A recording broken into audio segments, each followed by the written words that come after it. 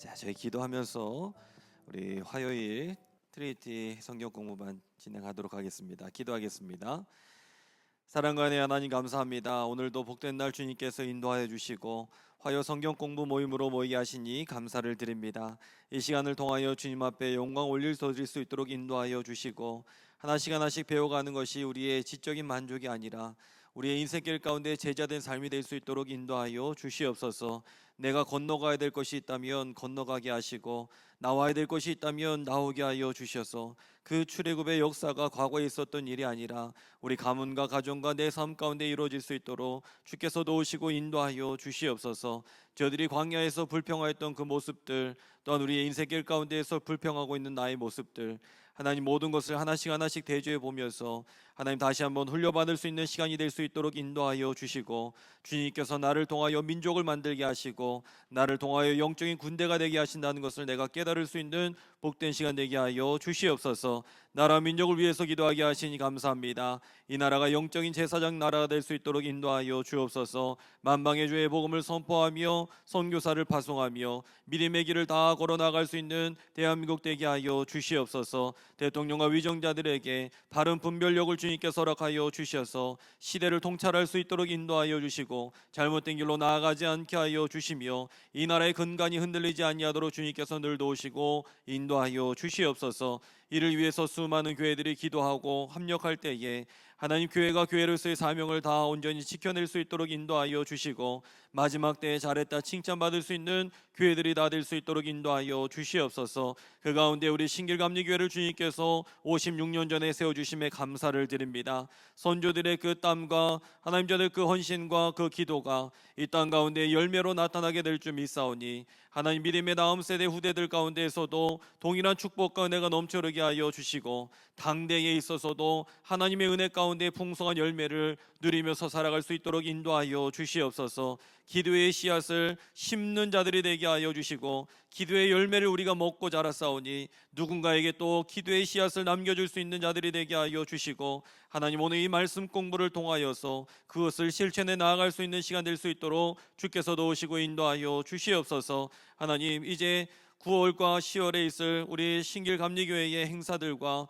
모든 일정들 가운데 함께하여 주시사 하나님 인간의 노력과 방법이 되지 않게 하여 주시고 하나님의 인도하심을 체험할 수 있는 시간 되게 하여 주옵소서. 무엇보다 예배 시간 위에서 기도하오니 예배마다 풍성한 은혜가 임하게 하여 주시고 하나님 그 모든 예배의 시간마다 인간의 감정들을 죽이고 오직 주님께서 역사하시는 것을 체험할 수 있도록 인도하여 주시옵소서. 주님께서 오늘 이 시간 가운데에서도 함께하여 주시고 우리 성도님들의 삶 가운데 지키시고 보호하시는 은혜로 인도하여 주실 줄 믿사오며 이 모든 말씀 우리 주 예수 그리스도 이름으로 감사하며 축복하며 간절히 기도드리옵나이다. 아멘. 교회 소식 몇 가지 전해드리도록 하겠습니다. 매주 목요일마다 이제 전도를 시작하고 있습니다. 이를 위해서 기도 많이 해주시고 또 같이 참석하실 수 있는 분들은 참석해 주시고요. 또 참석 못하시는 분들은 또 기도해 주시길 부탁을 드리도록 하겠습니다. 이제 루체리아 바자회가 10월 중순 토요일에 있습니다. 10월 18일에 있는데 미리 광고 드리는 것은 다 아시는 바처럼 이제 물품도 미리 기증을 해주시면 좋을 것 같고요. 그리고 이 루체리아 바자회는요, 특별히 모든 바자회가 모든 대상이 연령이 다 열려 있지만 특별히 가을 바자회는 3040을 조금 타겟을 잡았습니다. 그래서 보통 3040 세대가 한 3시 이후에 이렇게 나오는 모습들을 보면서 우리 여선교회에서 준비할 때에 저는 여러 가지 방법을 다 열어뒀어요. 혹시 체력이 안 되시면은 3시부터 5시까지, 뭐 5시부터 이후부터는 조금 젊으신 분들이 하실 수 있고, 그래서 여러 가지 방법을 하면서 3시부터 8시까지를 지금 가을 바자회는 그렇게 운영을 하려고 합니다. 잘 될 수도 있고 잘 안 될 수도 있습니다. 그런데 시도해 보면서 뭔가 안 되면은 그 다음에 좀 수정해 나가면서 그렇게 진행을 할 예정입니다. 26년도 우리 수험생들이 있습니다. 우리 김영훈, 박건우, 정다현, 정지우 위에서 기도해 주시고 또 새벽마다 같이 기도하는 시간 갖도록 하겠습니다. 이를 위해서 많이 우리 성도님들도 기도해 주시길 부탁을 드리도록 하겠습니다. 오늘 성경 암송 있습니다. 성경 암송은 출애굽기 6장 1절의 말씀, 우리 기복순 집사님 앞으로 나오셔서 성경 암송을 하도록 하겠습니다.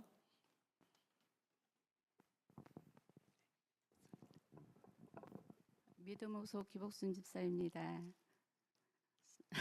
암송 말씀은 출애굽기 6장 1절 말씀입니다. 여호와께서 모세에게 이르시되 이제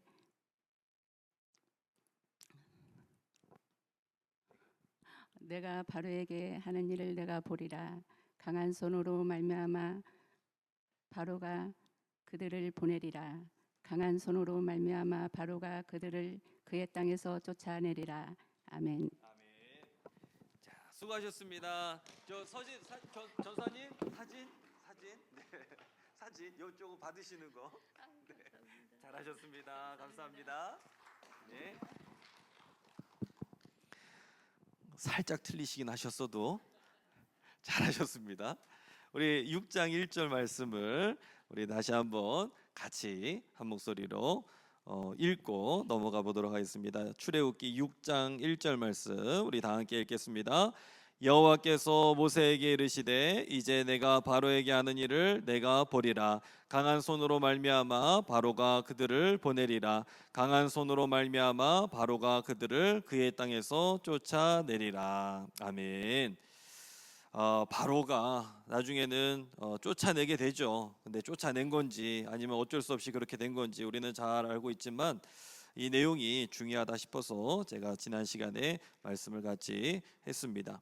자, 오늘은 출애굽기 11장부터 볼 텐데요. 먼저 말씀을 읽도록 하겠습니다. 출애굽기 11장 말씀 우리 짧게 좀 보도록 하겠습니다. 출애굽기 11장 1절부터 10절까지 말씀을 교독으로 보시고 마지막 절은 다 함께 읽도록 하겠습니다.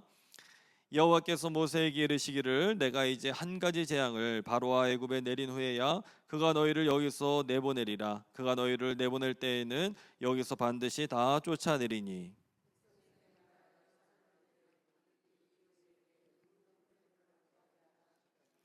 여호와께서 그 백성으로 애굽 사람의 은혜를 받게 하셨고 또 그 사람 모세는 애굽 땅에 있는 바로의 신하와 백성의 눈에 아주 위대하게 보였더라.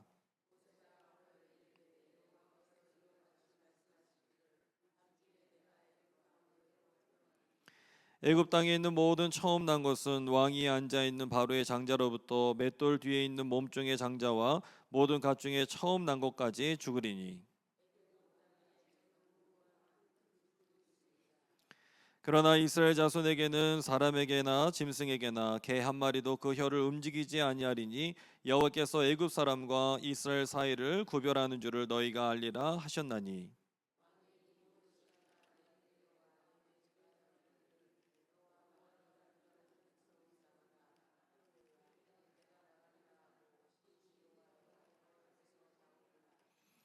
여호와께서 모세에게 이르시기를 바로가 너희의 말을 듣지 아니하리라. 그러므로 내가 애굽 땅에서 나의 기적을 더하리라 하셨고 모세와 아론이 이 모든 기적을 바로 앞에서 행하였으나 여호와께서 바로의 마음을 완악하게 하셨으므로 그가 이스라엘 자손을 그 나라에서 보내지 아니하였더라. 아멘.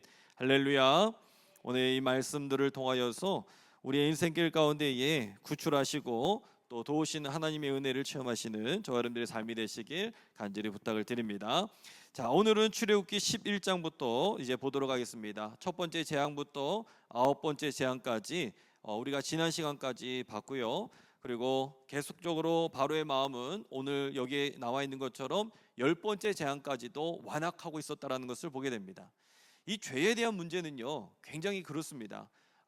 사람의 이 죄라는 것은 이 죄의 원어를 보면은 이 관역을 빗나가다라는 거거든요. 화살을 이렇게 쏘면은 화살이 관역으로 들어가야 되는데 빗나가는 것이 다 죄의 원래의 뜻이라는 것을 보게 됩니다. 그러니까 하나님 중심을 향해서 나가지 못하는 모든 것들은 다 죄에 해당하는 것이고 그 죄에 대한 습성은 완악하다라는 것을 우리가 저 바로를 통해서 볼 수가 있습니다. 그래서 강팍하다라고 이야기하는 것도 마찬가지예요. 우리가 모든 인생의 모습들을 이렇게 바라보면 강팍하고 죄의 모습이 있고 완악하고 뭐 이런 모든 것들은 다 죄하고 연결되어 있다는 것을 우리가 볼 수가 있습니다. 자, 오늘 11장부터 한번 보도록 하겠습니다. 이 11장 우리가 읽은 내용들을 보면은 어떤 내용이 있느냐? 1절부터 10절까지 보면 이제 10번째 재앙, 어떤 재앙이죠? 장자의 죽음, 처음 난 것에 대한 죽음, 이것을 우리에게 말해주고 있습니다. 그러면서 처음 난 것들은 다 죽게 될 것이다. 그런데 이스라엘 백성들에게는 유월절, 그래서 이 어린 양의 피를 발라서 그것이 넘어가게 하는 그런 일들을 나중에 소개하고 있고, 백성들에게, 이스라엘 백성들에게는 이제 애굽에서 나갈 준비를 해라, 그래서 은금 패물을 구하게 하는 이 내용들을 우리가 볼 수가 있습니다. 하지만 오늘 마지막 절에 읽었듯이 바로는 완악하여서 여전히 이스라엘 백성들을 나가지 못하도록 그렇게 하고 있는 것을 보게 됩니다. 자, 그러면 여기에 담겨 있는 의미가 어떤 의미가 있느냐? 첫 번째는 하나님은 뭐를 사용하시냐면 플랜 B, 플랜 A가 있고 플랜 B가 있습니다. 계획에 우선순위가 있는데 먼저 원래 의도는 플랜 A, 그래서 이게 혹시나 잘못되거나 안 될 경우를 대비해서 플랜 B를, 우리는 모든 기업도 마찬가지고 공동체는 그렇게 다 준비를 해요. 그런데 하나님은 꼭 플랜 A가 아니라 플랜 B를 통해서 역사하신다라는 것을 볼 수가 있습니다.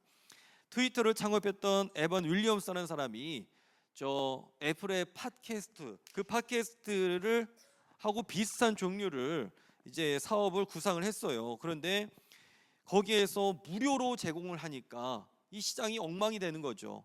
나는 돈 받고 팔려고 했는데 거기에서 무료로 제공을 하니까 내가 계획했던 모든 것들이 의미가 없어지는 겁니다. 그래서 플랜 B, 다른 방향으로 틀게 되었는데 그게 지금의 트위터라는 거예요. 그러니 내가 생각했던 것 말고 다른 방향으로 나아갔었을 때에 좋게 되는 케이스들이 많이 있는데, 성경에서 보면 어떤 인물들을 볼 수 있느냐 하면 요셉과 같은 인물. 요셉은 플랜 B였습니다. 물론 사랑하기는 되게 많이 사랑했었어요. 그런데 나중에 이 요셉을 통해서 하나님의 구원의 역사가 애굽을 들어가게 하셨던 것, 이것은 플랜 A가 아니라 플랜 B였죠. 그리고 또 보면 다윗도요, 이세의 마지막 아들이었습니다. 이 사람도 이 위의 왕이, 초대 왕이 누굽니까? 사울 왕이 있었어요. 그러니까 이 사람이 원래는 플랜 A예요. 그런데 이 사람이 하나님의 뜻대로 살지 못했고 계획대로 되지 않았고 또 이 사람도 교만했고, 그러면서 플랜 B로 다윗을 세우셨다는 거예요. 하나님의 구원의 역사에 있어서는 항상 플랜 A보다는 플랜 B가 많이 나타나는 경우들을 볼 수가 있는데, 여기에서 이제 플랜 A가 첫 번째 재앙, 그게였어요. 거기에서 말이 됐었어야 되는데 그게 안 되니까 10번째 재앙까지 갔고, 그게 바로 장자 죽음, 이게 바로 플랜 B였다라는 겁니다. 그 가로에 장자 죽음을 쓰시면 될 것 같습니다. 그리고 또 이 11장에 어떤 의미가 있느냐, 두 번째는요, 예배하는 자들을 책임져 주신다라는 겁니다. 예배하는 자들을 책임져 주신다. 2절에 보시면 사람들에게 뭘 구하게 합니까? 은금 패물을 구하게 해요. 이게 왜 이걸 구하게 했을까요? 나중에 출애굽기에 보시면은 성막의 재료에 이것들이 다 들어가는 것들을 볼 수가 있습니다. 그런데 이 구했었을 때의 애굽과 이스라엘의 관계는 어떤 관계입니까? 주인과 노예의 관계였어요. 그렇지만 하나님은 신분에 따라서 일하시지 않는다라는 거예요. 신분대로 일하시는 분이 아니십니다. 신분 속에서 일하시는 게 아니에요. 그것을 뒤집어 엎으셨죠. 그 은금 패물은, 가로의 은금 패물은 나중에 전부 성막의 재료로 사용되고 있는 것을 볼 수가 있습니다. 즉 예배에 사용되는 것들이에요. 그리고 저 양과 염소, 가축들도 전부 다 예배에 사용되는 것들이었죠. 그런데 놀랍게도 그들이 요구했던 것을 전부 다 가져 나오게 하시는 것을 볼 수가 있습니다. 즉 하나님은요, 당신을 예배하는 예배자들에게 그냥 두지 아니하시고 채워 주시는 줄로 믿습니다. 어떤 방법이든지 간에 채워 주신다라는 거예요. 자, 세 번째는요, 우리가 오늘 이 11장을 통해서 어떤 의미를 또 깨달을 수 있느냐, 하나님은 장자이시다라는 거예요. 하나님은 장자이시다. 하나님의 신분이 장자가 아니라 이 당시에 수많은 신이 있진 않았는데 저들이 섬겼던 그 신들, 가운데에서도 신 중에 신이시며 정말 유일하신 분, 구원자 되시고 창조주 되시고 정말 이것을 고백하게 만드는 우리 하나님. 장자라는 것은요, 그 당시에 이스라엘뿐만 아니라 고대 근동에 있어서 나라의 근간을 이루는 게 장자였습니다. 그래서 이 장자를 이스라엘 백성들뿐만 아니라 그 고대 근동에서는 처음으로 놓게 되는 것이죠. 그런데 이 처음 난 것이 죽었다, 이것은 모든 것이 죽는 것이고 신의 저주로 봤다라는 거예요. 그런데 여기서 보시면은 장자라는 것이 꼭 남자만 의미하는 것은 아니다라는 거예요. 장자를 뜻하는 히브리어로 보면 베코르라고 이야기합니다. 베코르, 그 가로에 베코르를 쓰시면 될 것 같아요. 베는 어이를 사용합니다. 베코르인데 이는 맞이라는 뜻만 남겨 있지 여성 남성을 포함하지는 않는다라는 거예요. 베코르. 예. 그리고 여기서 보면은 신분을 떠난 죽음이 나오게 되고 바로의 자녀도 죽고 어디 뒤에요? 맷돌 뒤에 있는, 성막 아닙니다. 맷돌이에요. 맷돌 뒤에 있는 자, 즉 가난한 자의 장자도 죽게 되는 것을 볼 수가 있습니다. 이 죽음 재앙을 통해서 우리에게 보여주고 있는 것은 누가 신 중의 신인가, 누가 장자인가, 이것을 우리에게 알려주고 있다는 것입니다. 가로에 오늘 세 번째 가로에는 베코르하고 히브리어로 베코르 그리고 맷돌을 쓰시면 되겠습니다. 자, 이 11장을 통해서 우리에게 보여주고 있는 이 내용들을 우리의 삶에 어떻게 적용할 수 있느냐? 첫 번째, 하나님의 계획을 신뢰하라라는 겁니다. 하나님의 계획을 신뢰하라. 하나님은 언제든지 상황을 바꾸십니다.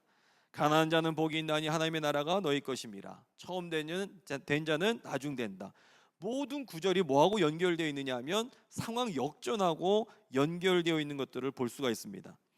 비록 앞이 막힌 것처럼 보여도 하나님께서는 자녀들에게 이것이 끝이 아니다, 계획이 있고 그리고 우리에게 그것을 믿기를 요구하시는 분이라는 것을 오늘 말씀을 통해서 우리는 적용해 볼 수가 있다는 것입니다. 저는 이 장자 얘기를 하면서 우리 교회를 한번 좀 생각을 해봤어요. 우리 신길감리교회가 우리 영등포 지방에서 여러분들 몇 번째 교회인지 아십니까? 아시는 분 계실까요? 우리 장로님들은 네, 5번째보다 조금 더 갑니다. 네, 6번째. 첫 번째 교회가 영등포 중앙교회. 영등포 중앙교회가 우리 영등포 지방에서는 가장 오래된 교회예요. 그리고 그 다음 교회가 영등포 제일교회. 영등포 제일교회가 그 다음 오래된 교회이고, 그리고 세 번째가 물레동 교회가 있더라고요. 물레동 교회가 세 번째예요. 그래서 물레동 교회가 굉장히 오래됐었구나. 그리고 네 번째가 신풍교회. 신풍교회 또한 굉장히 오래됐고, 우리 장로님 제가 신방을 가면서도 이렇게 많이 들어뵀는데 신풍교회에서 이렇게 우리 교회에서 또 속해서 나와서 예배를 드렸던 그런 이야기들도 제가 듣고, 그 다음에 5번째, 저도 5번째인 줄 알았는데 5번째가 어디냐? 양남교회라는 교회가 5번째예요. 그 다음에 우리 신길교회가 6번째입니다. 근데 제가 이 말씀을 드리는 이유는 제가 언젠가 이렇게 기도를 드리면서 우리 교회가 장자교회가 되게 달라는 그 기도를 제가 들었어요. 그래서 제 마음속에는 우리 교회는 6번째인데 장자교회는 될 수는 없는데 라는 생각을 하다가 무슨 생각을 했냐면 이 교회가 생겨난 순서대로의 장자는 아닐 수 있어요. 그러나 영적인 장자는 장자가 될 수 있겠더라고요. 아멘이십니까? 이종호 장로님 아멘이십니까? 네. 우리 장로님들은 아멘 해주셔야 돼요. 왜 그러냐면 야곱의 12아들들도 보면 루벤이 있었고 시므온도 있었고 레이도 있었고 여러 있었어요. 그러나 진짜 장자는 누구였습니까? 네 번째 유다였어요. 그걸 보면서 장자라고 해서 먼저 태어난 순서로 흘러가는 것이 아니라 영적인 장자가 분명히 있겠구나. 우리 교회가 저는 그 역할을 감당하길 간절히 축원합니다. 이거는 우리의 믿음의 고백대로 되는 거예요. 순서대로 되는 게 아니라 내 믿음의 고백대로 된다는 것입니다. 이게 바로 하나님께서 순서를 뒤집어 엎으셨던 그 진정한 뜻이 아닐까라는 것들을 우리는 또한 생각해 볼 수가 있습니다. 자, 이제 이 장자의 죽음에 대한 것이 11장에 나오고 12장으로 넘어가면 이제 유월절 규례, 무교절에 대한 것들을 우리에게 말씀해 주고 있습니다. 자, 첫 번째 유월절과 무교절 규례에 대한 것이 1절부터 28절까지 나와 있습니다. 이제 9번째 재앙 끝나고 10번째 재앙이 시작이 됐는데 오늘 말씀은 바로 그 관문이 되고 있는 것들을 우리가 볼 수가 있습니다. 그러면서 이 10번째 재앙을 앞두고 마음을 준비시키는데 그것이 뭐냐? 유월절이었다라는 거예요. 유월절에는요 어린 양을 먹습니다. 구워서 먹어요. 삶아 먹지 않습니다. 구워 먹어요. 그 이유는 무엇이냐? 속도예요. 삶을 때에는 오래 걸립니다. 하지만 구워 먹을 때에는 빠르죠. 그것을 구워 먹고 무교병과 쓴나물을 같이 먹게 하고 그 피를 집 좌우 문설주와 임방에 바르면서 저 이스라엘에게는 재앙이 지나갈 수 있도록 그렇게 하는 것을 보게 됩니다. 그리고 나서 2일 동안 무교병을 먹는데 그 첫날에 뭘 제거하느냐? 누룩을 제거합니다. 누룩을 제거하게 하고 첫날과 일곱째 날 성회이고 이날에는 아무 일도 하지 못하게 했습니다. 그리고 그렇게 해서 첫 유월절을 지키는데 가족대로 어린 양을 택해서 유월절 양으로 잡고 규례를 준비하게 하는 이 첫 유월절을 이야기합니다. 그게 28절까지고요. 그리고 29절부터 끝절까지는 이제 10번째 재앙과 그 결과에 대한 것들을 우리에게 말씀해 주고 있는 것을 볼 수가 있습니다. 이 마지막 재앙으로 애굽 땅에서 모든 처음 난 것은 이 왕이 앉은 바로의 왕자에서부터 저 가축까지 다 죽임을 당하게 된다라는 것을 이야기하면서 그 가운데에 사실은 시간이 없어요. 급하게 빠져나와야 됩니다. 그래서 발교하지 못한, 좀 숙성시키지 못하고 무교병을 먹고 그리고 쓴나물을 먹고 이 유월절하고 무교절은요 우리가 딱 구분을 하지만 사실은 같이 이어서 봐도 무방한 것이 유월절하고 무교절입니다. 이 모든 것은 애굽에서 구출해 내신 하나님의 구원의 역사를 기억하게 하는 것들이었습니다. 그리고 나서 430년 노예 생활의 마침표, 그 마지막 밤, 그게 바로 무엇이냐? 여호와의 밤이라고 그렇게 이야기합니다. 여호와의 밤, 그 가로에 여호와의 밤을 쓰시면 될 것 같습니다. 마침표를 그 밤을 여호와의 밤이라 하며 대대로 지킬 것이다 라고 이야기를 하고 있고, 이 법은 그 이스라엘 백성들뿐만 아니라 거류민들까지도 같이 지키게 하시는 그 이야기들을 우리에게 말씀해 주고 있습니다. 이게 지금 출애굽기 12장에 나오는 내용을 우리에게 말해주고 있습니다. 자, 그러면 이 유월절, 무교절 규례에 대한 내용들이 어떤 의미가 있느냐? 첫 번째, 유월절은 뭐냐? 회복이다라는 거예요. 회복. 유월절은 회복입니다. 왜 그러냐면 이 노예에게는 시간이라는 것이 없었어요. 노예에게는 시간이라는 게 없어요. 그런데 하나님께서 이스라엘 백성들에게 이 유월절 규례에 대해서 말씀하시면서 시간을 돌려놓으셨습니다. 그래서 이스라엘 백성들의 시작하는 시간, 우리는 1월 1일 연초 이렇게 시작하는 시간이 있잖아요. 이들에게 바로 이 시간이 바로 주어진 거예요. 그래서 잃어버렸던 시간, 노예로서는 시간이 필요 없거든요. 아침에 일어나면 일하고 그리고 저녁에 다 일 마치고 자고, 이게 노예의 시간이에요. 우리가 이 세상을 살아갈 때 주의를 지킨다는 의미는 바로 세상의 노예로 살아간다는 게 아니에요. 우리 일주일의 출발은 바로 주일이 되는 거예요. 월요일이 우리의 삶의 출발이 아니라 주일이 되는 거예요. 그래서 나는 주일에 안식을 하고 주일에 거룩하게 지키고 나는 세상의 노예가 아니라 하나님의 믿음의 백성이다라는 것을 선포하고 살아가는 게 바로 주일을 지키는 참된 신앙이다라는 것이죠. 그래서 그런 의미에서 지금 노예의 시간은 주인에게 있는데 지금 이것을 하나님께로 다시 돌려놓으셨습니다. 이게 바로 유월절인 거예요. 두 번째는요, 어떤 게 있느냐 하면 내 것을 내려놓아라 라는 겁니다. 내 것을 내려놓아라. 이 유월절 밤에는요 고기를 구워 먹게 했습니다. 아까도 말씀드린 대로 구워 먹는 이유는 삶아 먹으면 시간이 오래 걸려요. 그런데 구워 먹으면 시간이 금방이거든요. 7절에 보시면 피를 바르라. 야, 이 피를 바르면 온 집안에 이 피 비린내가 얼마나 많이 났을까요? 그리고 10절에 보시면 아침까지 남겨두지 말라. 왜냐하면 시간이 없을 때에 뒤처리하면 번잡스럽거든요. 이게 모든 것의 초점이 뭐냐면 그 피 나가서 생명을 보존하는 것, 그리고 하나님 앞에 예배를 드리는 것, 이게 바로 유월절과 무교절의 핵심입니다. 모든 것의 중심은 하나님 중심으로, 내게 아니에요. 하나님 중심으로. 그래서 삶아 먹는 것도 아니고 구워 먹는 거고 숙성시키는 것도 아니고 바로바로 해 먹어야 되는 거. 그런 그 개념으로 지금 이 무교절 유월절이 진행되고 있다라는 겁니다. 이걸 통해서 우리가 교회 와서도 마찬가지예요. 우리가 교회 와서 인정, 이 세 가지가 꼭 필요하거든요. 인정감, 그리고 안정감. 저는 이 교회 이거 굉장히 중요하다고 봅니다. 소속감, 이 세 가지가 충족이 돼야 새가족 분들이 교회를 정착할 수 있어요. 그래서 제가 뭔가를 자꾸 만들어내고 속해 묻고 이렇게 하려고 하는 이유 중에 하나는 뭐냐면 새가족 분들이 이 교회가 내 교회라는 그런 생각을 가지셔야 되거든요.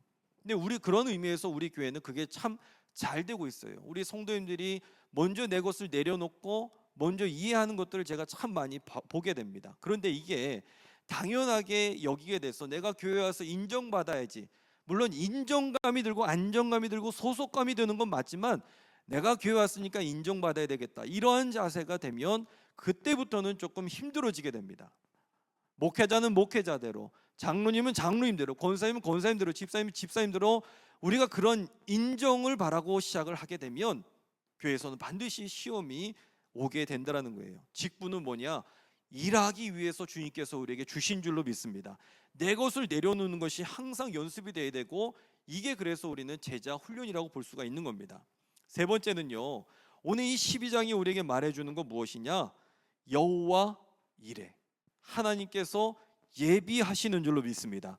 왜 그러냐? 3절 보시면 어떤 내용이 있죠? 10일에 어린 양을 취하게 합니다. 3절에 보시면 너희는 이스라엘 온 회중에게 말하 이르라, 이달 열흘에 너희 각자가 어린 양을 잡을지니. 그런데 6절에 보실까요? 6절에 보시면 이달 열 나흘까지 간직하였다가 해질 때 잡아라. 이 공백 기간이 며칠입니까? 4일이라는 시간이 있어요. 가로에 4일을 쓰시면 됩니다. 그러면 이 4일이라는 공백 시간이 왜 필요했을까? 이 당시에는요, 급하게 나와요. 어둡습니다.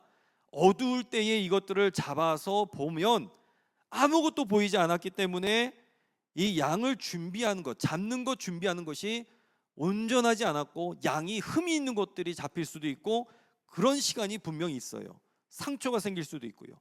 이 4일 동안 어둠이었고 분간이 잘 안 되는 그러한 시간들이었는데, 하나님께서는 4일이라는 시간을 주시면서 유월절을 제대로 준비하고, 그리고 흠이 없는 것들로 준비할 수 있게 4일이라는 공백 시간을 허락해 주셨다는 거예요. 이것은 바로 여호와 이레의 축복입니다. 하나님께서는 그 일들을 마련해 두십니다. 자, 네 번째는요, 어떤 의미가 있느냐?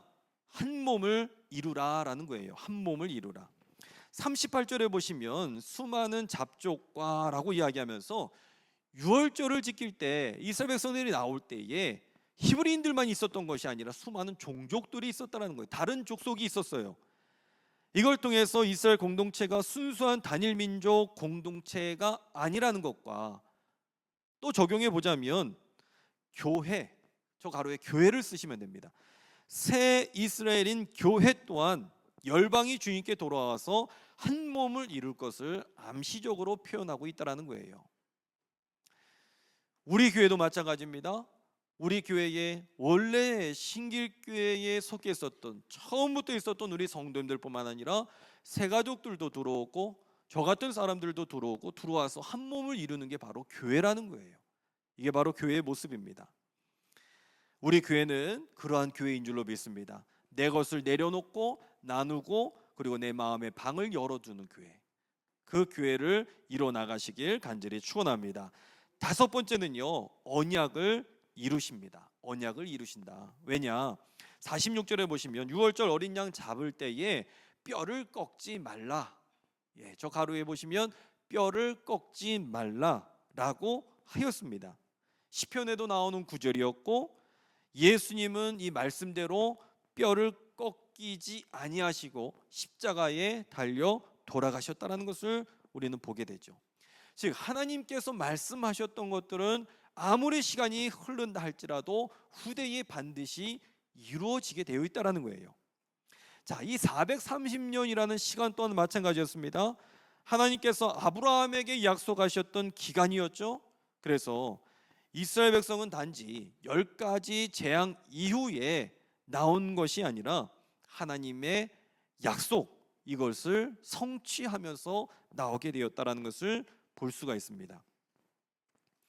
저는 이 말씀을 보면서 우리 신길감리교회를 통해서 또 우리 성도님들의 가정을 통해서 주님께서 우리에게 주셨던 그 약속들은 반드시 이루어지게 될 줄로 믿습니다. 우리 치유읽기 12장을 어떻게 적용할 수 있느냐? 첫 번째는요, 목적을 향해서 전진하라라는 거예요. 목적을 향해서 전진하라. 이스라엘은 처음에는 오합지졸이었어요. 뭐가 뭔지 아무것도 모르고 군대도 아니었습니다. 민족도 아니었고요. 그냥 부족에 불과했었습니다. 그런데 하나님의 손길이 임하니 이들이 저 애굽하고도 싸울 수 있는 사람들이 되었다라는 것이죠. 우리는 아무런 목적 없이 모이는 공동체가 아니라 하나님의 부르심대로 우리가 모인 공동체이고, 그 공동체는 영적인 능력이 있는 줄로 믿습니다. 그래서 우리에게는 서로가 든든한 소망이 되어야 되는 것이고 버팀목이 되어야 된다는 거예요. 지난주 제가 우리 신앙의 내면에 대한 것들은 당연한 거예요. 우리가 예수님의 제자로 살아가는 것, 그리고 우리가 거룩하게 살아가는 것, 이런 것들은 당연합니다. 그런데 이것을 볼 수 있는 것은 많진 않아요. 하지만 우리가 그 제자화의 과정을 향해서 나가는 것은 맞죠. 그럼 외적으로 드러나는 것은 우리가 어떤 목표를 잡을 수 있느냐? 저는 우리 교회가 반드시 300명이 되게 될 줄로 믿습니다. 언제요? 올해요. 내년도 갈 필요가 없습니다. 올해 이루어질 줄로 저는 믿습니다. 뭐 안 되면 내년에 되겠죠. 그런데 왜 그러냐면 우리 장로님들하고 우리 새가족에서 이제 개수라는 게 205명인데 오후 예배 때가 또 있었을 것 같아요. 그죠? 그래서 전도사님이 저에게 준 거는 210명이 지난주에 모이셨어요. 저는 이거 보면서 놀랐거든요. 아무도 안 놀라실 수도 있는데 저는 놀래요. 정말 우리가 선포하는 대로 되는구나. 우리가 믿음의 고백을 하는 대로 되는구나. 그러면서 저는 그러면서 300명을 향해서 나가고 500명을 향해서 나가고, 그걸 통해서 우리 교회만 단지 부흥하는 것이 아니라 그걸 통해서 교회에 또 다른 교회를 세워나갈 수 있는 그러한 꿈도 가질 수 있는 것이고, 선교 우리 후원하는 것도 늘릴 수 있는 것이고, 우리 그전에 선교에서 저 아프리카 우물 파는 것도 했었었는데 그런 사업들을 계속해서 교회에서 해나갈 수 있는 거예요. 왜냐하면 우리가 그렇게 도움을 받았던 나라였기 때문에 우리가 또한 그것을 해나가야 될 필요가 있다는 것입니다. 우리 교회 학교도요, 저는 처음에 우리 교회 학교 유치부 처음에 왔었을 때에 4명, 5명이었는데 지금은 10명, 평균 10명 이상씩 모이고 있어요. 12명, 13명, 많이 모일 땐 15명. 그러면 그 안에 부모님들까지 이렇게 있으면요, 꽉 차요. 그리고 교회 학교 중고등부도 내년에 늘어날 거예요. 네, 왜냐면 올라갈 거거든요. 그리고 교회 학교 우리 저 아동부 또 늘어날 거예요. 왜냐하면 유튜브에서 올라갈 거니까. 계속해서 늘어나고 있어요. 늘어나고 있고, 저는 교회 학교가 100명이 되게 될 줄로 믿습니다. 목표는 100명이고 청장년부도 100명이고, 그래서 500명을 일단 목표로 하고 있어요. 이런 것들은 우리가 목표를 두는 이유는 무엇이냐면, 우리는 오합지졸이 아니에요. 목표가 있고 부르심을 향해서 나아갈 때에 그것을 위해서 우리가 하나가 될 수 있는 계기가 분명히 있다라는 것이죠. 이 일들을 위해서 우리 성도님들 항상 기도해 주시고 마음을 함께 모아 주시길 간절히 부탁을 드립니다. 자, 출애굽기 13장 보도록 할게요. 또 이제 이 되풀이되고 있는 무교절 규례에 대한 것들을 우리에게 알려주고 있어요. 유월절 규례, 무교절 규례, 첫 유월절을 지킨 것, 이런 것들이 지금 계속해서 나오고 있습니다. 13장 이 1절부터 16절까지 되풀이되는 이 무교절 규례에 대한 것들을 이야기하는데 12장에서도 유월절 규례가 되풀이됐고요. 13장에서 보시면 무교절 규례가 또다시 반복되어 나와 있습니다. 초태생 규례가 나오고 3절부터 10절까지는 무교절 규례를 말하고 11절부터 16절은 다시 초태생 규례를 이야기하는 것을 보게 됩니다. 처음 것은 뭐냐? 하나님의 것이다. 하나님의 것이다라는 것을 이야기하죠. 그러면서 이들의 정체성에 대한 것들을 우리에게 다시 한번 확인시켜주고 17절부터 22절까지는 홍해를 건너는 여정에 대한 것들을 우리에게 보여줍니다. 모세가 뭘 들고 나갔습니까? 요셉의 유골을 들고 나가게 됩니다. 그러면서 애굽을 떠나기 시작하죠. 그런데 떠날 때에도 하나님은 저 블레셋 해양 쪽 가까이 있는 이 블레셋하고 있으면 그냥 마음이 녹아질까봐, 시작도 하기 전에 마음이 녹아질까봐, 전쟁 때문에 마음이 녹아질까봐 돌아서 40년이라는 시간을 보내게 하십니다. 자, 이 내용을 우리는 어떻게 그 의미를 찾아볼 수 있느냐? 첫 번째, 약속 먼저 하면 뭘 먼저 받을까요? 축복도 먼저 받게 될 줄로 믿습니다. 하나님 앞에 약속을 먼저 하세요. 하나님, 저 하나님 앞에 이렇게 서원합니다. 그러면요, 축복도 먼저 받게 될 줄로 믿습니다. 5절에 보시면 무교절을 언제 어떻게 지켜야 되는지 나오고 있어요. 가나안 땅에 들어가거든 6절에 7일 동안 무교병을 먹고 일곱째 날에는 여호와께 절기를 지키라. 무교절은요, 첫 유월절에 대한 것을 지켰지만 무교절에 대한 것을 광야에서 지키지 못했어요. 그리고 저 애굽 땅에 들어가거든 거기에서 그때 지켜라 라고 이야기하죠. 그들은요 40년 뒤에 일어날 일들에 대한 것들을 미리 약속했고 그리고 축복도 미리 받았습니다. 저는 여기에 영적인 의미를 부여합니다. 그러니까 나중에 일어날 일들을 먼저 약속을 했어요. 그리고 나서 축복도 먼저 받았다라는 것이죠. 그들 보면요, 광야를 지날 때 양도 있고 소도 있고 뭐 염소도 있고 뭐가 있는 거예요? 움직이는 저장 식량 창고죠. 양이 있고 소 있고 잡아 먹으면 되는 거예요. 그런데 광야에서 뭐라고 했습니까? 고기가 없다. 먹을 게 없다. 먹을 게 옆에 있었거든요. 얘네들 뭐예요? 하나님 앞에 예배 드릴 거였어요. 그러니 이 예배자의 마음이라는 것이 얼마나 대단합니까? 내 생활이 궁핍한데도 불구하고 먹을 게 분명히 있는데도 불구하고 하나님 앞에 떼어놓는 11조, 때로는 감사, 이런 것들이 이 마음이라는 거예요. 그래서 이들이 가나안 정복 전쟁 때 보면 연전연승하는 것을 보게 됩니다. 그냥 싸우는 것마다 이기게 하시는 놀라운 일들을 보게 되죠. 여러분들 약속을 먼저 하면 축복도 먼저 받게 될 줄로 믿습니다. 두 번째는요, 무슨 은혜가 있느냐 하면 여기에 대속의 은혜가 있다라는 거예요. 대속의 은혜. 13절에 보시면 나귀의 첫 새끼는 어린 양으로 대속하라라고 이야기하죠. 당시 나귀는요 노동력이었어요. 이건을 가지고 나귀를 가지고 가사를 또 농사를 돕는데 매우 유용한 짐승이었죠.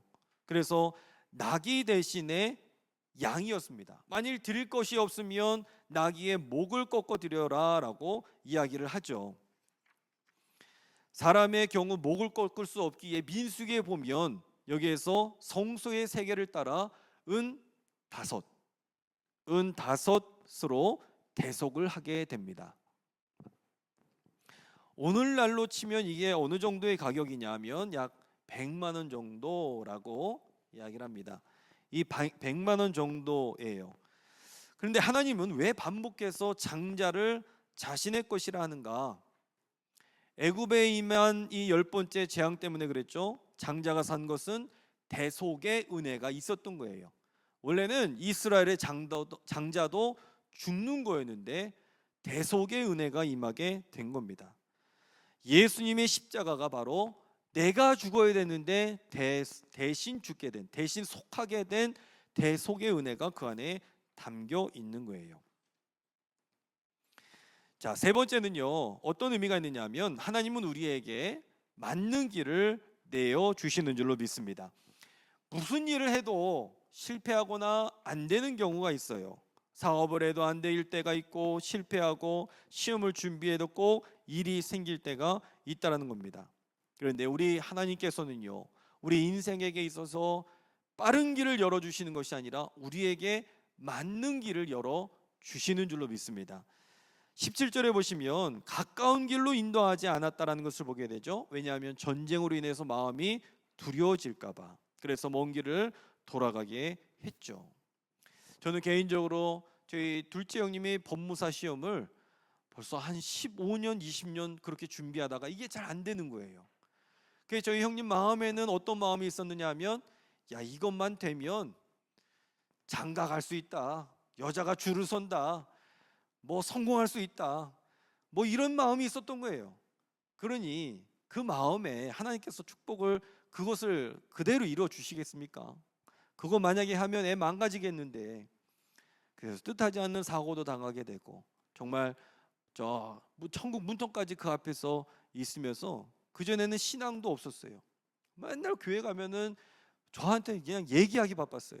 그러면은 예배 집중 안 돼요, 그러면서 신앙을 잃어버리게 돼. 저희 둘째 형님이 그런 방해꾼 중에 하나였습니다. 그런데 나중에는 본인이 그제도 저 통화를 하다가 누구 아무개 목사님 설교를 들어보라고 저한테 그래요. 그래서 제가 내 설교나 좀 들으라고, 다른 사람 설교 말고 내 설교 좀 들으라고 해서 그런 얘기를 해줬어요. 이 사람이 도대체, 죄송합니다 이런 표현 써서, 도대체 변해도 어떻게 이렇게 변할 수가 있을까, 그런 얘기를 제가 이렇게 옆에서 들으면서, 하나님은 우리에게 빠른 길을 원하시는 게 아니라 늦더라도 제대로 된 길을 열어주시고 또 그거를 원하시는구나라는 것을 제가 보게 되었습니다. 우리 자녀들 늦을 수도 있어요. 우리 삶이 조금 늦을 수도 있어요. 하지만 그게 완전히 잘못된 게 아닙니다. 하나님 앞에 기도하면서 바른 길을 열어주실 수 있도록 늘 기도해 나가시길 간절히 부탁을 드립니다. 네 번째는요, 하나님은 뭘 또 주시냐? 부담도 주십니다. 하나님은 부담도 주셔요. 자, 19절에 보시면 이스라엘이 애굽에서 나올 때 아까 뭘 들고 나왔다고 그랬죠? 요셉의 유고를 들고 나왔다고. 제가 장례 예배를 이렇게 드릴 때에 요셉의 유고를 들고 나오듯이 라는 이 표현을 쓸 때가 있어요. 근데 그 요셉의 유골이라는 것은요, 뭘 의미하느냐 하면 이스라엘 백성들의 정체성에 대한 거예요. 정체성.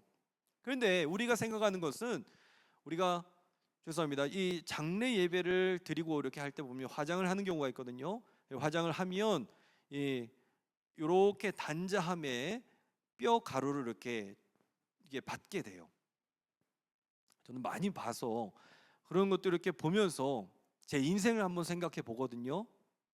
내가 몇 살 때, 어느 때에 뭐 그런 예를 늘 생각을 하는데, 근데 여기에서 보면 요셉의 유골은요, 이 단자함이 아니에요.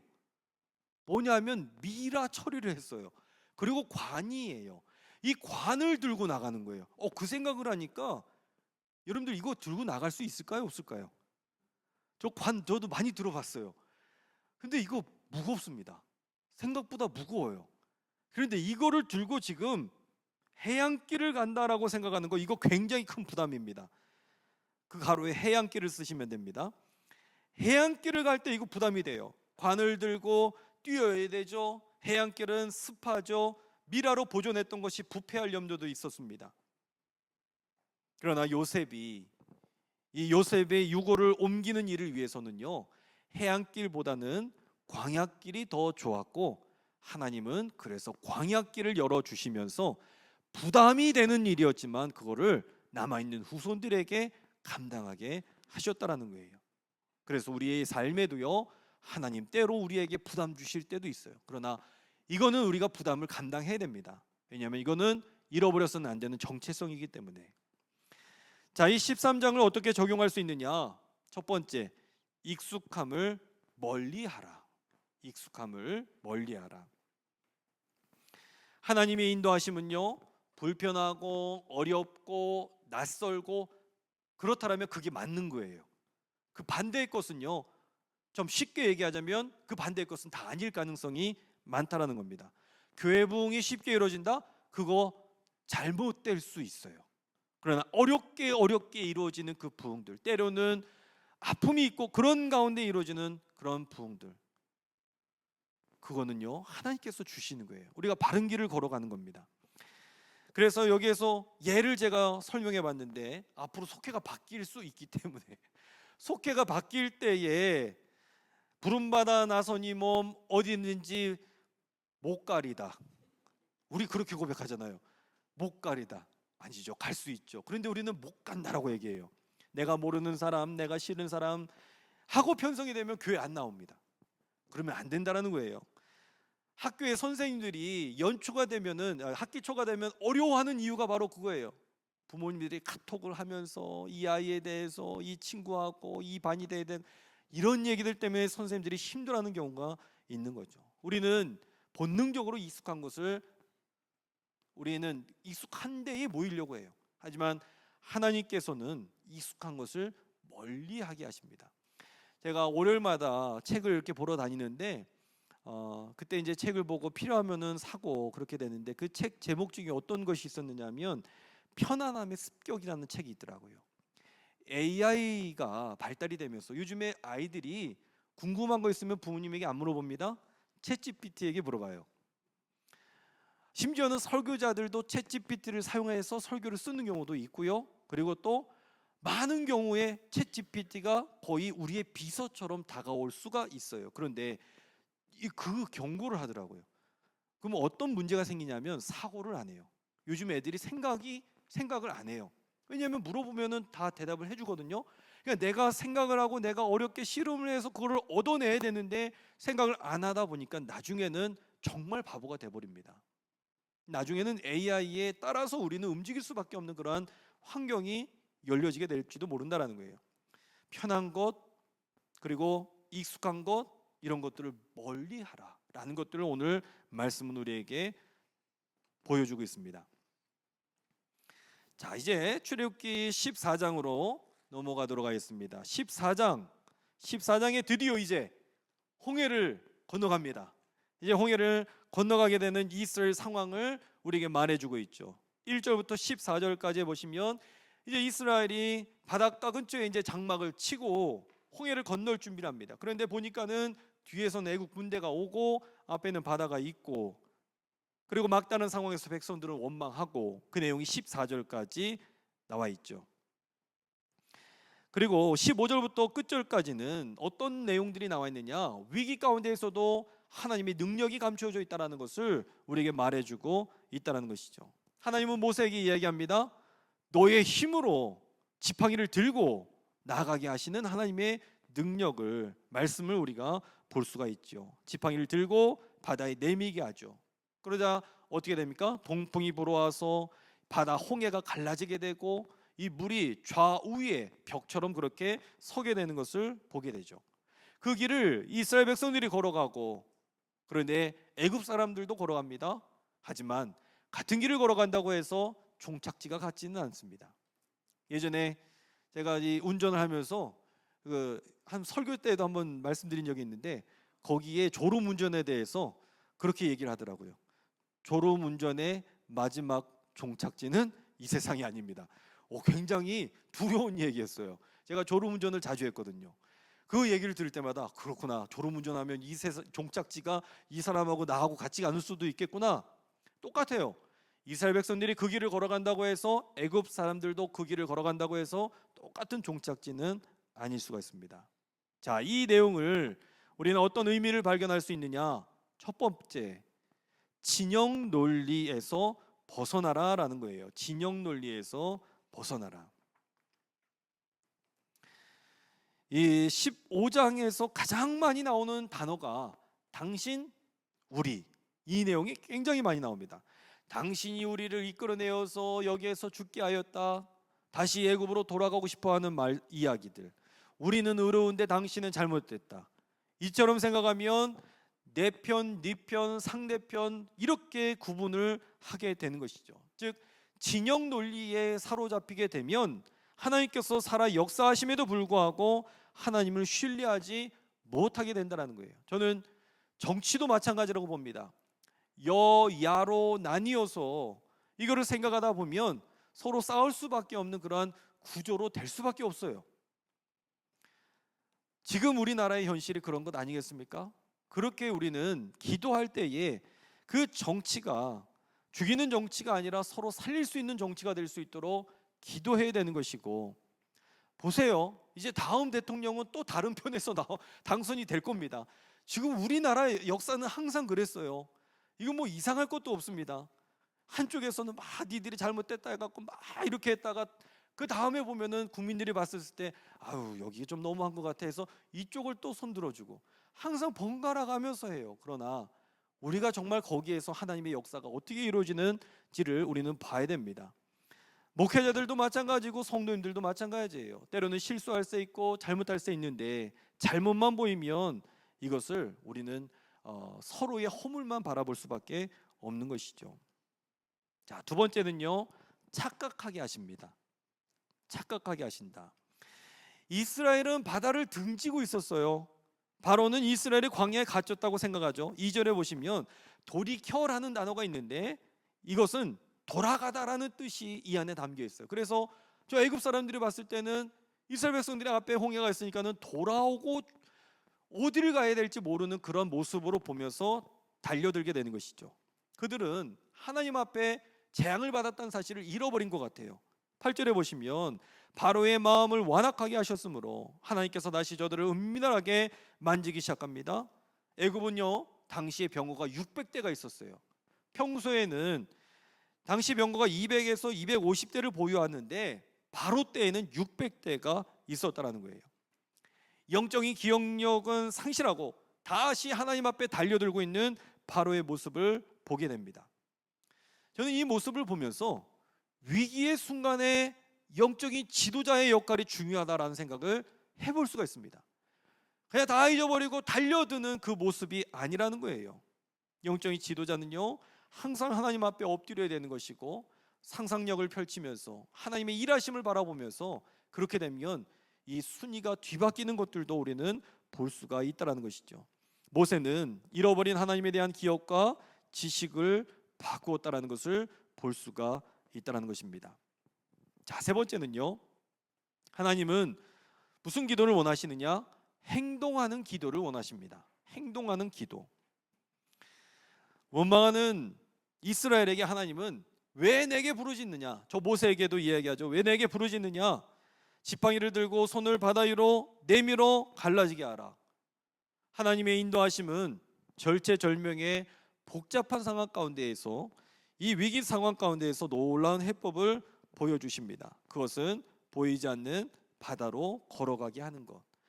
즉 기도하는 분들이요 기도만 할 것이 아니라 행동하는 기도를 하시길 간절히 축원합니다. 기도는 가만히 있는 게 기도가 아니에요. 기도는 적극적인 행동이고 하나님의 능력을 가져오게 되는 것이고 그리고 그 능력은 내가 행동할 때에 나타나게 된다는 것입니다. 찬양 가운데에서도 저 바다가 갈라지지 아니하면 물 위를 나로 하여금 걷게 해달라고 이야기하는 것. 내가 물 위를 걸을 때에 물은 갈라지게 되어 있다는 거예요. 이게 바로 행동하는 기도인 것입니다. 자, 이 내용을 어떻게 적용할 수 있느냐? 첫 번째는요, 두려워하지 말라라는 겁니다. 모세는 좌우가 막혔어요. 앞에는 홍해가 있었습니다. 뒤에는 애굽 군대가 있었고요. 그리고 불평하는 이스라엘 백성들이 있었습니다. 어딜 가든지 지금 해결이 안 돼요. 그러나 부정적인 생각에 빠지면 어떻게 해답이 나오느냐? 협상을 할 겁니다. 애굽에 가서 협상을 하는 것이죠. 하나님께서 나중에 저 이후에 그 이야기 열왕기라든지 나중에 이 말씀들을 보면 사무엘이라든지 보면 협상하는 것 때문에 싫어하시는 그 내용들을 우리가 볼 수 있거든요. 협상이 중요한 게 아니라는 거예요. 그 사실을 14장을 통해서 우리는 적용해 볼 수가 있다는 겁니다. 자, 이제 15장을 넘어가도록 하겠습니다.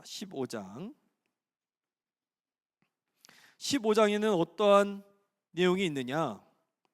15장 첫 번째 이 사실들을 보면 1절부터 18절까지 이 모세의 찬양이 나와 있죠. 모세의 노래가 나와 있습니다. 그래서 모세와 이스라엘 백성들이 홍해를 건너고 승리하는 가운데에 불렀던 노래들.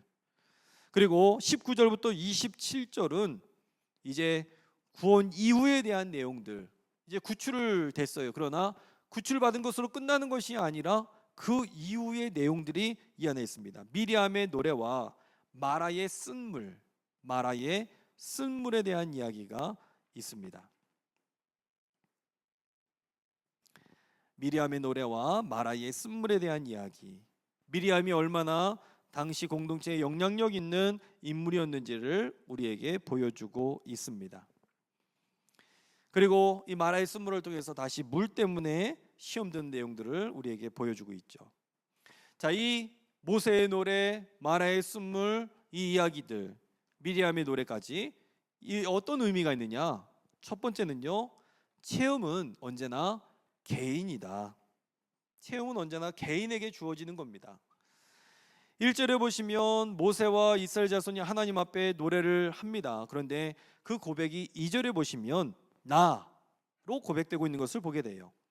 하나님의 구원의 역사는 많은 이들에게 주어지지만 이 역사는요, 나 개인적으로 체험되고 확신이 되고 고백이 되어야 된다는 것을 우리는 보게 됩니다.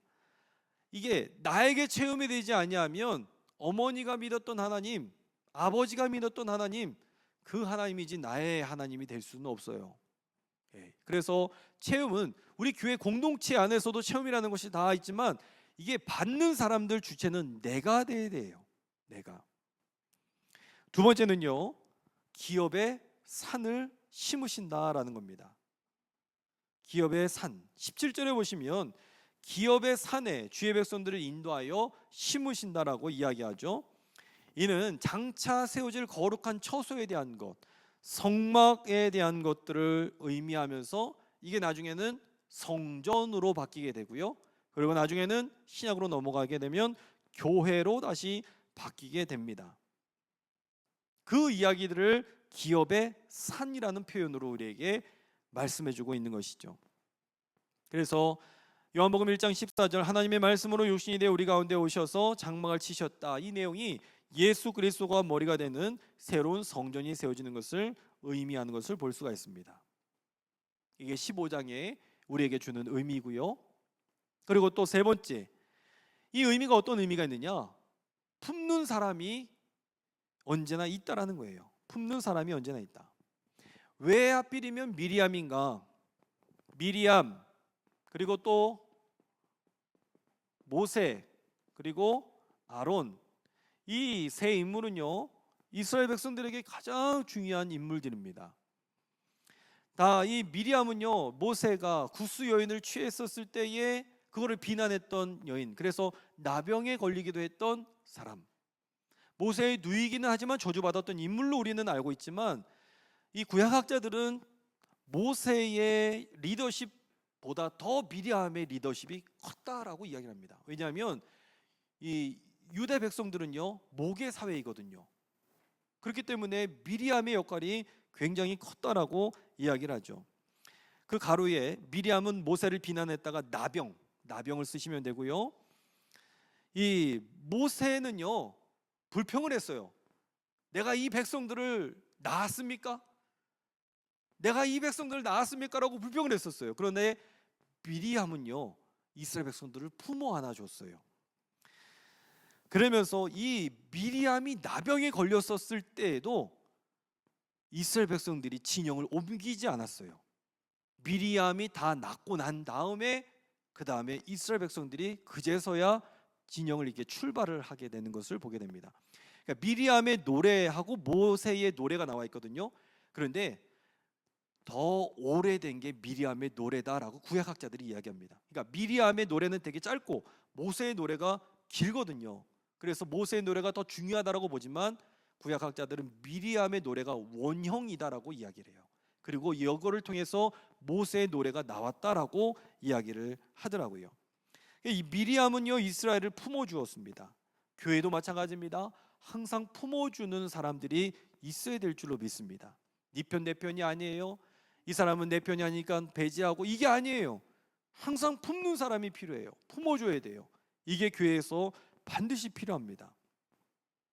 네 번째는요, 이 15장이 어떤 의미가 있느냐? 부정적인 사람을 골라내십니다. 부정적인 사람을 골라내신다라는 거예요. 사람들은 다시 물 때문에 원망을 합니다. 왜 모세는 물이 있는 곳으로 가야지, 지도자라면 먹을 거를 잘 공급을 해줘야 되는데 모세는 그런 의미에서 꽝이었어요. 아니, 여기 보면은 22절에 수르 광야로 이스라엘 백성들을 인도했다라고 하거든요. 수르라는 뜻이 크고 딱딱한 바위라는 뜻이에요. 기본적으로 생각해 봐요. 그러면은 이 바위가 있는 곳에 물이 있겠느냐고요. 그런데 이게 모세가 거기로 인도한 게 의도적인지 아닌지 그거는 알 길은 없습니다. 그런데 하필이면 왜 그곳으로 데려갔느냐? 때로는 백성을 고통스럽게 하는 지도자가 있을 수도 있어요. 그럼에도 하나님은 그 사람을 통해서도 일하신다라는 거예요. 불평하는 사람을 골라내고 그들이 전부 다 가나안에서 다 들어가지 못하거든요. 저는 이 내용들을 보면서 우리를 바라봐야 된다고 저는 생각합니다. 때로는 다 내 뜻에 옳다라고 때로는 그 아닌 경우도 있어요. 그 가운데에 우리는 어떻게 믿음을 향해서 나갈 수 있느냐? 저는 우리 교회를 보면서 제가 7번째 담임 목사예요. 저는 제가 좋은 목사라고 생각합니다. 어디 이렇게 또 말하는 목사가 어디 있어요? 참 뻔뻔스러워도 그렇게 뻔뻔스러울 수가 없어요.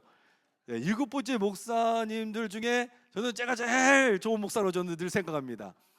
그런데 뭐 여러분들 동의를 구하진 않아요. 제가 그렇게 생각할 수도 있습니다. 그런데 저는 우리 교회의 담임 목사님들 7명 중에 다 필요했기 때문에 쓰셨다라고 생각을 합니다.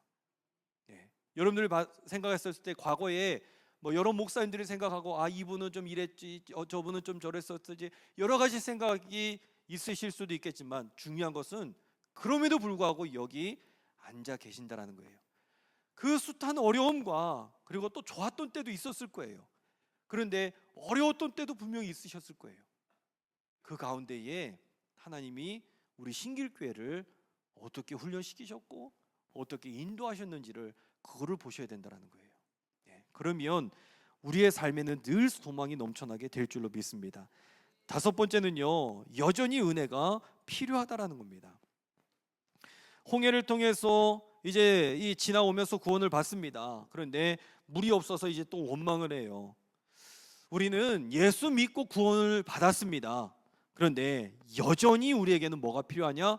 은혜가 필요한 줄로 믿습니다. 구원 이후에도 여전히 인생이라는 광야를 우리는 지나가고 있어요. 홍해를 지나왔지만 여전히 이스라엘 백성들은 광야를 지나가고 있다는 거예요. 이 사실은 변함이 없습니다. 그래서 우리는 어려움을 이겨냈지만 그럼에도 하나님의 은혜가 필요하다는 것입니다. 자, 6번째는요, 우리는요 치유를 받아야 될 줄로 믿습니다. 마음의 어려움, 인생의 어려움, 모든 것이 우리의 삶에는 늘 치유가 되어야 됩니다. 이스라엘은 같은 문제 앞에서 또 넘어졌어요. 그들의 문제는 조급함이었습니다. 조급함. 우리 교회도요, 부흥이 조급해서는 안 됩니다. 먼저는 우리가 예수님처럼 살아가는 게 중요해요. 내가 우리 교회에 몇 명 부흥되고 이거는 진짜 그냥 하나의 목표인 거고, 정말 우리에게 중요한 것은 정말 예수님 닮아가는 삶입니다. 조급함이 문제예요. 빠른 결과나 해답이 나타나지 아니하면 그들은 애굽에서처럼 하나님을 원망하고 불신하게 됩니다. 그러나 하나님은 모세처럼 부르짖고 훈련되기를 원하셨죠. 25절에 보시면 시험하실세라고 이야기합니다. 하나님은 꾸준하게 우리를 시험을 그리고 순종을 우리에게 허락하신다라는 거예요. 그 치유의 방법은 첫 번째, 제국의 사고방식, 세상의 사고방식을 내려놓게 하신다라는 거예요. 두 번째, 순종입니다. 우리에게 하나님께서는요 순종을 알려주시고 훈련하신다라는 거예요. 세 번째는 의롭게 행해야 된다라는 겁니다. 사람을 향한 원망과 불평을 절제하고 하나님과의 바른 관계를 추구해야 되는 것, 이것을 지금 이스라엘 백성들에게 원하고 계셨다라는 것입니다. 그렇다면 이것을 우리의 삶으로 적용해 보자면 하루에 나는 몇 번 불평을 하고 있을까? 여러분들 몇 번 불평할까요? 이거를 조사한 사람이 있어요. 윌 보엔 목사님의 불평제로 캠페인에 따르면 현대인들이 불평하는 횟수가 평균 30회라고 이야기합니다. 저는 이 얘기 들으면서 에이 30번밖에 안 될까? 더 될 것 같아요. 그런데 일주일로 보면 210번, 한 달이면 900번이 넘는 횟수입니다. 불평은요, 과학자들이 의사들이 얘기하는 거 뇌 건강에 안 좋다라는 거예요. 뇌 건강에 안 좋다. 그리고 주변 사람들에게도 영향을 주면서 관계를 해치게 된다라고 이야기하는데, 우리가 이거 아니어도 하나님의 말씀에 순종하면서 그렇게 건강한 삶, 건강한 신앙생활을 해나가시는 저와 여러분들의 삶이 되시길 간절히 부탁을 드리도록 하겠습니다. 자, 이렇게 해서 이제 출애굽하면서 이제 그 홍해도 지나가면서 마라의 쓴물까지 우리가 보게 되었습니다. 이제 그 다음 시간을 통해서 우리가 또 이제 말씀을 보게 될 텐데, 제가 이 뭐죠? 요절을 제가 정하지는 않았던 것 같아요. 우리 요절은 출애굽기 13장 1절부터 3절까지 하면 너무 길겠죠? 2절까지만 하도록 하겠습니다. 출애굽기 13장 1절 2절. 1절 2절도 조금 좀 길기는 하지만 3절까지 할까요? 3절까지 원하세요? 2절까지만 하도록 하겠습니다. 자, 기도하겠습니다. 하나님 감사합니다. 주님께서 오늘 우리에게 복된 시간 허락해 주시고 또 주의 말씀을 들으면서 내가 마치 출애굽하는 것처럼 하나님 우리가 감정과 또 우리의 신앙을 녹여내게 하심에 감사를 드립니다. 내가 이스라엘 백성들처럼 그렇게 우리가 불평하거나 원망하는 것이 아니라 그 가운데에서도 하나님 저 모세와 같은 자, 미리암 같은 자, 아론과 같은 자가 되게 하여 주셔서 물론 저들이 완벽하진 않지만 그들의 신앙 따라 살아갈 수 있는 우리의 삶이 될 수 있도록 주께서 도우시고 인도하여 주시옵소서. 하나님 오늘 이 말씀을 통하여서 40년 뒤에 우리의 인생길 가운데 어떤 일들이 펼쳐질지 모르지만 그것을 지금 작정하는 신앙인들이 되게 하여 주시고 하나님의 은혜와 축복을 사모하며 믿음 안에서 이것을 누리면서 살아갈 수 있는 주의 자녀들이 다 될 수 있도록 주께서 도우시고 인도하여 주시옵소서. 돌아가는 발걸음도 주님께서 함께하여 주시고 다시 만나는 그 순간까지 주께서 지켜주시고 주님께서 늘 인도하여 주시옵소서. 주님께서 함께해 주실 줄 믿사오며 이 모든 말씀 우리 주 예수 그리스도의 이름으로 감사하며 축복하며 간절히 기도드려옵나이다. 아멘. 하늘에 계신 우리 아버지여, 이름이 거룩히 여김을 받으시오며 나라의 마옵시며 뜻이 하늘에서 이루어진 것 같이 땅에서도 이루어지이다. 오늘날 우리에게 일용할 양식을 주옵시고 우리가 우리에게 죄 지은 자를 사하여 준 것 같이 우리 죄를 사하여 주옵시고 우리를 시험에 들게 하지 마옵시며 다만 악에서 구하옵소서. 대개 나라와 권세와 영광이 아버지께 영원히 있사옵나이다. 아멘. 우리 하나님 앞에 감사와 영광의 박수 드리도록 하겠습니다. 조심히 돌아가시기 바랍니다.